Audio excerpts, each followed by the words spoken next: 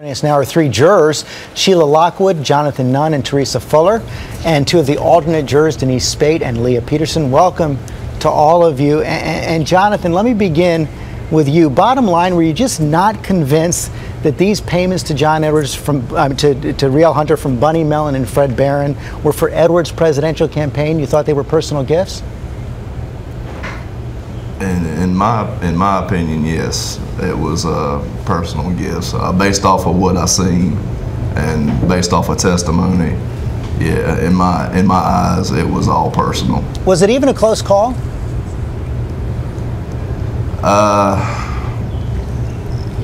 Not so much. Interesting. It was pretty weighted one way. And Sheila, I believe you also voted not guilty on all counts. Is that correct? Yes, sir. Why is that? I just felt that, he didn't receive any other money, so you can't really charge him for money, that he got. He didn't get the money, so I just didn't think he was guilty. And Teresa, was there anything more you needed to hear from the prosecutors? Well, I felt like the evidence just wasn't there. It could have been more.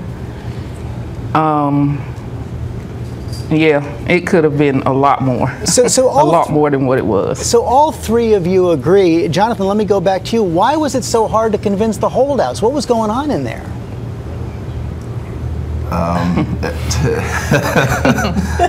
Everybody's got their own beliefs, and they're based off of what they saw, and they stood their ground, they stood by their decision, and I respect that. And 12 people trying to get them all to see eye to eye on the same level, that's going to be hard in any aspect. Did it ever get tense?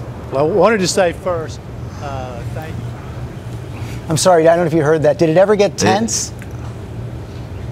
There was a couple times that it did, but at the end of the day, we were all just one big happy family, and that's the way we tried to keep it. We tried to keep level-headed, and so at the end of the day, it was everybody got along. Sheila, John Edwards chose not to testify. Is there anything you would have liked to have heard from him? Yes, I would have liked to have heard more about the money that he did receive on his behalf, as far as him not informing the FEC, more about his intent. That would have done it for me. And Teresa, after hearing all the evidence from the prosecutors, do you believe they should have brought this case? Should it have come to the courtroom? Honestly, no, I don't. It wasn't enough there. No, I don't think they should have brought it.